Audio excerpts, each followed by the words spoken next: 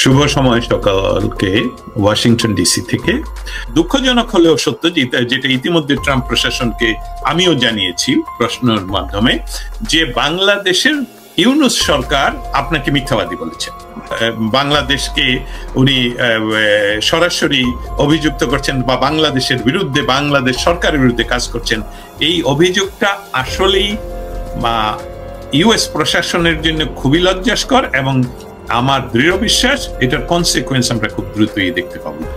আসলে আমরা যত বেশি জানি ততই হতবাক হচ্ছি। আমাদের বাংলাদেশের বর্তমান রাজনৈতিক তথা যে পরিস্থিতি উদ্ভব ঘটলো সেটা totally meticulously design, it's not even plan, it is design. একদম পুঙ্খানুপুঙ্খরূপে এই ডিজাইনটা তৈরি করা হয়েছে।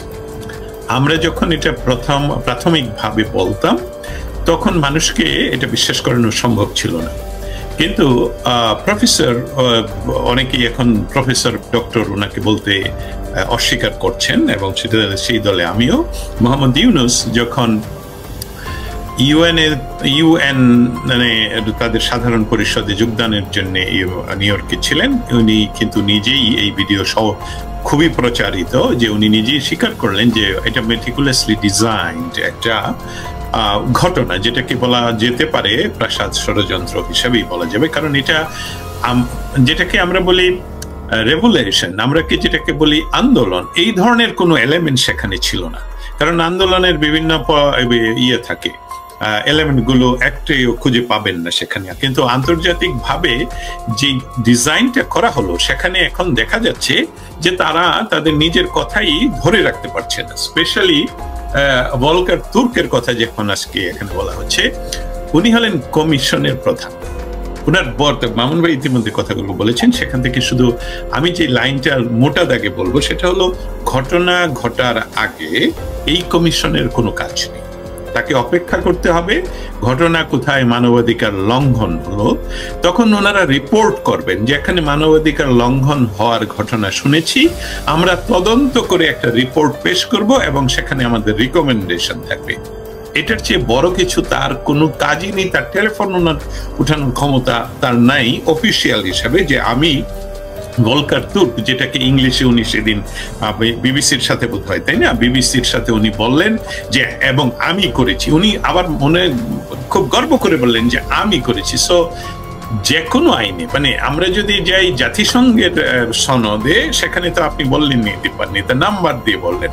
আমাদেরকে যারা শুনছেন প্লিজ খুঁজে দেখুন, কথাটা যদি আপনারা প্রমাণ করে দেন যে এটা সত্য নয় তাহলে আমরা মেনে নেব। দ্বিতীয়ত, যে কোনো যে প্রাথমিক শর্ত একটি সার্বভৌম দেশের সাথে, এমনকি প্রতিবেশী রাষ্ট্র, যোগাযোগ সে সরাসরি আমাদের আর্মি প্রধানের সাথে করতে পারবে না।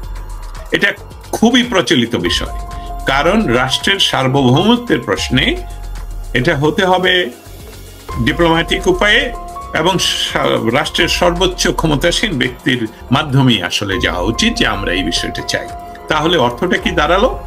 বাংলাদেশের সরকারকে হটানোর জন্য, বাংলাদেশের যে স্থিতিশীল একটি পরিস্থিতি এবং যেভাবে উন্নয়ন ঘটছিল সেই উন্নয়নকে ব্যাহত করা এবং তাকে 100 বছর পিছিয়ে দেওয়া, এবং যেখানে বাংলাদেশ আমেরিকার সহযোগিতা, আমি রিপিট করছি, যুক্তরাষ্ট্রের সমন্বিত সহযোগিতায় বাংলাদেশের তৎকালীন সরকার দীর্ঘকালীন সময় ধরে বাংলাদেশকে উগ্রবাদ, সন্ত্রাসবাদ, টেরোরিজম থেকে মুক্ত করেছিলেন।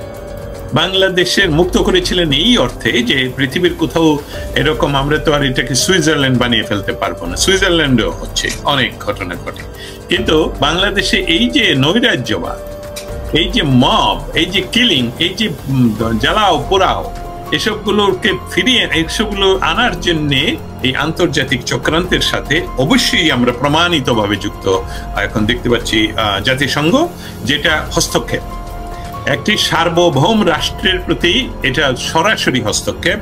এবং আমি বিশ্বাস করি যুক্তরাষ্ট্রের, আমি বলবো খুবই জনপ্রিয় প্রেসিডেন্ট ডোনাল্ড ট্রাম্প সরাসরি ওভাল অফিসে ভারতীয় প্রধানমন্ত্রী মোদীকে বলেছেন, যেটা অনেকভাবে অন্যভাবে ট্রান্সলেট করে, কিন্তু এটার অর্থটা হলো, যেটা খুব খুব একদম সাধারণ বাংলায় অর্থ হলো যে আপনাদের সম্পর্ক হলো শত শত বৎসরের, এবং শত শত বৎসরের সম্পর্কে আপনি ওনাদের সাথে কাজ করছেন, অতএব এই বিষয়টা আপনারাই দেখবেন। বাংলাদেশ বিষয়টা ভারতের যেহেতু আমাদের সবচেয়ে বড় নেইবার, তারাই দেখবে, এবং সেখানে ডক্টর ইউনূস একটা অ্যাগ্রেশন করেছেন। এখন এটা প্রমাণিত, এর সাথে জাতিসংঘ সরাসরি ভাবে যুক্ত, অর্থনৈতিকভাবে আমেরিকা বিভিন্ন ডিপ স্টেট যে যুক্ত, সেটা তো আবারও প্রমাণিত হলো। 29 মিলিয়নসের যে বিষয়টা, এর চেয়ে স্পষ্টভাবে আমার জানা মতে কোন আমেরিকান প্রেসিডেন্ট এইভাবে নাম্বার নিয়ে এবং 2 জন ব্যক্তির নামে কোন সংস্থাকে দেওয়া হয়েছে, চেক দেওয়া হয়েছে, এর চেয়ে ক্লিয়ারলি বলতে পারেন না। দুঃখজনক হলেও সত্য, যেটা ইতিমধ্যে ট্রাম্প প্রশাসনকে আমিও জানিয়েছি প্রশ্নের মাধ্যমে, যে বাংলাদেশের ইউনূস সরকার আপনাকে মিথ্যাবাদী বলেছেন, যে এই বিষয়টা সত্য না। যেসব তাহলে ট্রাম্প 29 মিলিয়ন অনর্থক বলছেন, বাংলাদেশকে উনি সরাসরি অভিযুক্ত করছেন বা বাংলাদেশের বিরুদ্ধে, বাংলাদেশ সরকারের বিরুদ্ধে কাজ করছেন। এই অভিযোগটা আসলেই ইউএস প্রশাসনের জন্য খুবই লজ্জাস্কর, এবং আমার দৃঢ় বিশ্বাস এটার কনসিকুয়েন্স আমরা খুব দ্রুতই দেখতে পাবো। এরকম ভাবে সুস্পষ্ট, পরিষ্কার, যে এটা নিয়ে আর ডিপ কোনো সাইড আলোচনার প্রয়োজন হচ্ছে না। এটা হলো যে ফরমাইশি বিষয়, ফরমাইশি একটা রিপোর্ট। এর চেয়ে ভালো শব্দ, এর চেয়ে উন্নত শব্দ, এর চেয়ে খারাপ শব্দ আমি ব্যবহার করতে পারছি না। বিষয়টা যে দীপান্বিতা আপনি যেভাবে বললেন সেভাবেই বলি। ডক্টর ইউনূসকে আমরা সামনে নিয়ে আসি একটু। ডক্টর ইউনূস উনি দীর্ঘ সময় ধরে বাংলাদেশের বিভিন্ন সরকারের সাপোর্ট নিয়ে উনি বাংলাদেশের সবচেয়ে গরিব জনগোষ্ঠীর একটি অংশ, নিম্নবিত্তের যারা অসহায় এবং তারা নারী, তাদেরকে ইউজ করে উনি পৃথিবীতে নিজকে একজন শান্তিবাদী ইকোনমিস্ট হিসাবে তুলে ধরলেন, এবং ওনার যে ইনফ্লুয়েন্স তৈরি করলেন আমেরিকার ডিপ স্টেট শুধু নয়, আমেরিকার সবচেয়ে পাওয়ারফুল একটি রাজনৈতিক পরিবারের ঘনিষ্ঠতার কারণে, সেইভাবে উনি যখন নোবেল প্রাইজ নিয়ে এই প্রোটোকল গুলো তৈরি করলেন, যে পৃথিবীর বিভিন্ন দেশের বিভিন্ন সংস্থার কাছে উনি সহজে পৌঁছে যেতে পারেন, সেই যে ক্রেডিট গুলো উনি জমা করলেন, সেভিংস গুলো, সেটা কিন্তু এখন প্রতিদিন উনি ব্যবহার করছেন। এটা শুরু করলেন যখন ওনার বিরুদ্ধে মানে প্রমাণিত হলো যে বাংলাদেশে উনি আইন লঙ্ঘন করেছেন, লেবার ল লঙ্ঘন করেছেন, ট্যাক্স আইন লঙ্ঘন করেছেন, এবং অন্যান্য ব্যাংকিং আইন হয়তো বা লঙ্ঘন করেছেন, এবং সেই বিচারগুলো হচ্ছে। তখনই উনি আসলে এখন থেকে উনি কিন্তু ওনার ট্রাম্প কার্ড গুলো ব্যবহার করছেন। কিভাবে ব্যবহার করছেন? এই যে মেটিকুলাসলি ডিজাইনের অংশ, জাতিসংঘের কে কেন সে ফোন করবে বাংলাদেশে, নিশ্চয়ই এটা ইনফ্লুয়েন্স ডক্টর ইউনূস এটাকে প্যারিসে বসে এই কাজটা উনি করিয়েছেন, এবং ইতিমধ্যে বহু ছবি আসছে আমাদের কাছে যেসবগুলো দেখা যাচ্ছে। তারপরে আমরা জানি আমেরিকান ডিপ স্টেটের সাথে ওনার কি দহরম মহরম। আমি মামুন ভাইয়ের কথাটা বলে ফেলাতে আমি এটাকে আবার অন্যভাবে বলি, যে নেচার সবসময় সুবিচার করে। না হলে গত নির্বাচন যেটা আমেরিকাতে হলো, তার 3 মাস আগেও আমাদের বিরাট সংশয় ছিল। আমরা যদিও আন্তর্জাতিক করি, সংবাদ পরিবেশনা করি বা নিয়ে কাজ করি, আমেরিকান ইন্টারনাল পলিটিক্স নিয়ে আমরা প্রশ্ন করি না, ওইসব অঞ্চলে যাইও না। কিন্তু এখানে যেহেতু বসবাস করি, সেই জন্য আমরা বুঝতে পারছিলাম যে 3 মাস আগেও যে না, ডোনাল্ড ট্রাম্প যে কোনো সময় কোর্ট কিছু বলে ফেলতে পারে, অমুক হতে পারে, তমুক হতে পারে। কিন্তু 1 মাস আগ থেকে কিন্তু 100% শিওর হয়ে গেলাম যে ডোনাল্ড ট্রাম্প আসছে। এই যে পরিবর্তন, তা এখনো পর্যন্ত বাংলাদেশের যারা ক্ষমতা দখল করলো এই ডাকাতদের মাধ্যমে, তারা কিন্তু ঢোল বাজাচ্ছে যে আমেরিকার পররাষ্ট্রনীতি চেঞ্জ হয় না। যে দেখুন ইউক্রেনে কি হচ্ছে। এবং আপনারা যারা বাংলাদেশে বসে মনে করছেন যে আপনাদেরকে কেউ সহযোগিতা করবে, এটা আপনারা একটু ভেবে দেখুন যে ভলকার তুর্ক যেভাবে কথাটা বলে ফেললেন যে আমি ফোন করেছি, এটা আইন, আন্তর্জাতিক আইনি লঙ্ঘন, এবং এটার বিরুদ্ধে বাংলাদেশ সরকার যদি না নেয়, অন্য কোন রাষ্ট্র যদি বলে যে এটা আইনের লঙ্ঘন হয়েছে এবং এটার বিচার হবে, বিচার হতেই হবে, আন্তর্জাতিক আদালতে এটার বিচার হবে। দুজন প্রাক্তন ডিপ্লোমেট গত 7 দিন আগে বাংলাদেশ ঘুরে আসলেন। উনাদের কেন বলতে হবে যে 29 মিলিয়ন নিয়ে ট্রাম্প সত্য কথা বলেনি? ট্রাম্প তো ওনাদের নাম বলেনি। আমি শুধু ফেসবুকে ওনাদের নাম নিয়ে স্ট্যাটাস দিয়েছিলাম যে ওনাদের যে 2 জন এখানে কাজ করেন তাদের ফান্ডিং এর অবস্থাটা কি। জন সরাসরি আমাকে এক্সে বলে ফেললো, তোমার সাংবাদিকতার ফান্ডিংটাও জানা উচিত। সো ঠাকুর ঘরে কে রে, আমি কলা খাই না বিষয়টার মতো।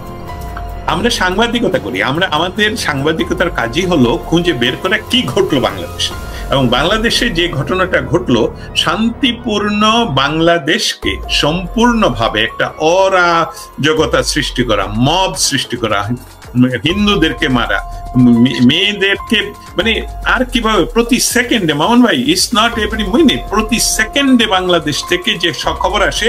আর ডক্টর ইউনূস তার নিজের ইনফ্লুয়েন্স ব্যবহার করে সে এখন বাংলাদেশের ইন্টারিম ইলিগাল গভর্নমেন্টের কাজ থুয়ে উনি করেন কি, ওনার পরিচয়ের মাধ্যমে স্কাই টিভিকে টাকা দিয়ে একটা ইন্টারভিউ, কালকে বিবিসি কে টাকা দিয়ে ইন্টারভিউ, অমুককে টাকা দিয়ে ইন্টারভিউ, এবং তারা তো হার্ড প্রশ্ন করবেই, কিন্তু উনি একদম নির্দ্বিধায় মিথ্যা কথা বলে যাচ্ছেন। বাংলাদেশে কিছুই হচ্ছে না, এটা না, এসবগুলো অতিরঞ্জিত, এখানে কোনো ক্রাইম হচ্ছে না। তো মানুষগুলো যে মারা যাচ্ছে, আজকে যে জাদুঘরে, মুক্তিযুদ্ধ জাদুঘরে আগুন শর্ট সার্কিট থেকে, কি অলৌকিক ব্যাপার। একটা তো উনি ওনার ওই রিসেট বাটনটা মনে হয় সব জায়গায় অটোমেটিকলি শুধু 32 নম্বরে চলে যায়, মুক্তিযুদ্ধের বিরুদ্ধে চলে যায়। সো আমাদের বাংলাদেশের, আমরা কিন্তু একটা সংকটের মধ্যে ছিলাম ডক্টর ইউনূস যখন ক্ষমতা ইলিগালি গ্রহণ করেন, কারণ পৃথিবীতে ডক্টর ইউনূসের ইনফ্লুয়েন্স এত বেশি ছিল, আমাদের ধারণা ছিল যে তিনি যদি বাংলাদেশের জন্য আসলেই কোনো ভালো কাজ করেন তাহলে আমাদের সমর্থন করা ছাড়া তো উপায় থাকবে না। আমরা কোনো রাজনৈতিক, আমি ব্যক্তিগতভাবে বলছি, আমরা কোনো রাজনৈতিক দলকে সাপোর্ট করি না, কিন্তু আমরা বাংলাদেশকে সাপোর্ট করি, আমরা বঙ্গবন্ধুকে সাপোর্ট করি, আমরা জয় বাংলাকে সাপোর্ট করি। এবং বিষয়গুলো হলো যে এই যে আন্তর্জাতিকভাবে চক্রান্ত করে একটি ক্ষমতাসীন দলকে শুধু নয় বাংলাদেশকে পিছিয়ে নেওয়ার যে চক্রান্ত, এর চেয়ে পরিষ্কার তো আর বলা যাবে না।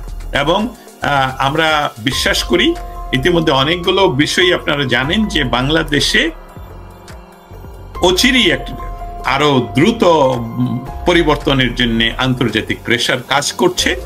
ডক্টর ইউনূসকে সেই বিষয়ে লক্ষ্য রাখা উচিত যে উনি যে লবিং করছেন, যেটা যুক্তরাষ্ট্রের ওয়াশিংটন ডিসিতে একজন দুইজন নয়, বহু গ্রুপ করে, এসবগুলোর ফান্ডিং কোথা থেকে আসছে সেটাও হয়তোবা ডোনাল্ড ট্রাম্প খুঁজে বের করবে। শান্তি যদি বিরাজমান থাকে কোথাও, তাহলে তো শান্তির দূতের কাছে আরেকজন শান্তি প্রতিষ্ঠিত করতে যাওয়ার কোনো প্রয়োজন নেই।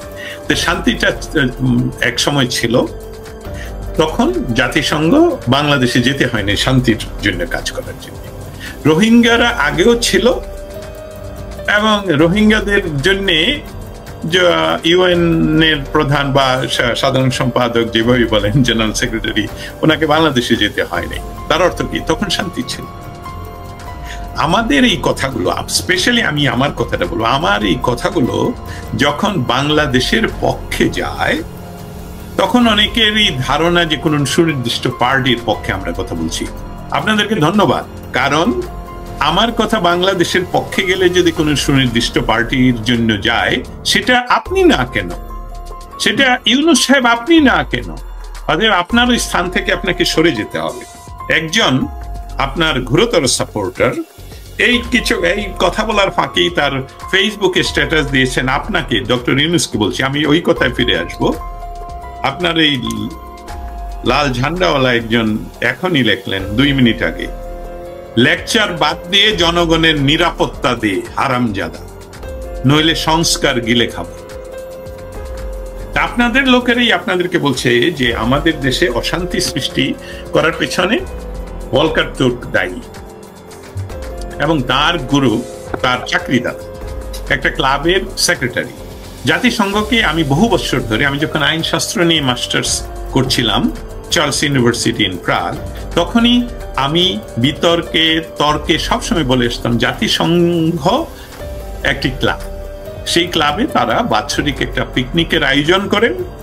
সেই ক্লাবকে ব্যবহার করে পশ্চিমা গোষ্ঠীগুলো পৃথিবীর বিভিন্ন জায়গায় বিভিন্ন অনাথ সৃষ্টি তৈরি করে ব্যবসার জন্য। মানুষ কোন সম্পদ নয়, মানুষ হলো ব্যবসার এক একটা গুটি।